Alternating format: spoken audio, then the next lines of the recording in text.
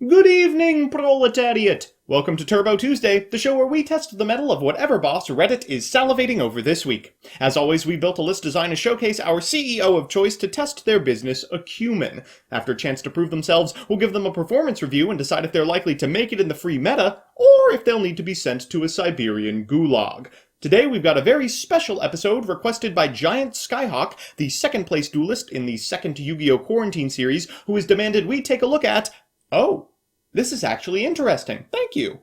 JURRAC METEOR. Before we check out today's corporate stooge, however, a word about our sponsor. This video is sponsored by Yu-Gi-Oh! Pro Deck, the best online site for database searching, deck building, and strategy articles, all conveniently located at www.ygoprodeck.com. Okay, let's make a man out of this meteor. First, we'll check the resume.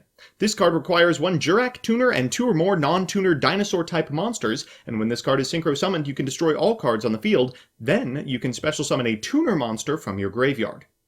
Well, we may have just the position to slot you in at our company. I'm going to start you off in the Dinosaur division, where you'll be taking the place of one of our extra deck monsters. By putting JURRAC Galeem into the deck, we can easily make you with simple setups involving Giant Rex, Soul Eating Oviraptor, and some banishing shenanigans. You'll have big shoes to fill. Dinosaur's results are unquestionable, but I have complete faith the fear of extinction will help motivate our workers.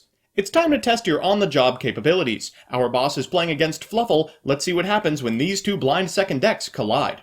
Fluffle will begin with the Toy Vendor and a Fluffle Dog, getting a copy of Fluffle Wings and activating Toy Vendor to get a sheep from deck, setting an additional one and passing. Should be easy for you to clean this up. We'll lead with a copy of Lost World, followed by a Fossil Dig. We'll normal summon a copy of Soul Eating Oviraptor and trigger the effect of Lost World in sequence. Afterwards, we're going to activate the effect of Soul Eating Oviraptor, targeting the token, and then replacing the destruction with a copy of Baby Ceresaurus from deck, turning into a Galeem. Next, we'll special a Conductor Tyranno, getting the Giant Rex from Banish, and here comes the Meteor. Wow, that's impressive. Less impressive, of course, when you recognize they'll be getting two Toy Vendor activations out of it. We'll activate Miscellaneousaurus, and then summon a Petit Pteranodon from deck to turn into a copy of Pankratops at end of turn. Unfortunately, our opponent reveals they're on some cards that are not legal for organized play. Citadel Whale, Edgeimp Scythe. My goodness, I refuse to read these. They'll activate Toy Vendor number 3 and then Fluffle Wings' effect. You've probably seen this before activating Patchwork, normal summoning a Fluffle Dolphin, resetting this copy of Toy Vendor, then activating it again once per turn, please, followed by an Edgeimp Chain, an activation of Polymerization for a Frightfur Tiger, forcing the shotgun of the Pankratops in sequence. That probably won't be enough. Citadel Whale will activate, sending a copy of Kraken to the graveyard. Next, they'll activate Frightfur Fusion for Sabertooth, and that's more than enough attacks to clean this one up.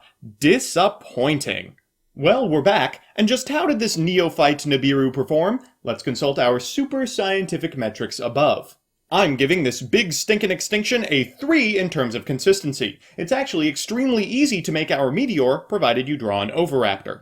I'm giving this rambunctious rock a 1 in terms of investment. While you don't require as much attention as our Director of Sales, Spirit of the Pharaoh, those are very productive dinosaurs you're using. In a deck without them, they'd be free to OTK or make Evil Zors. You're kind of holding them back. I'm giving this synchronic superpower a 2 in terms of payoff.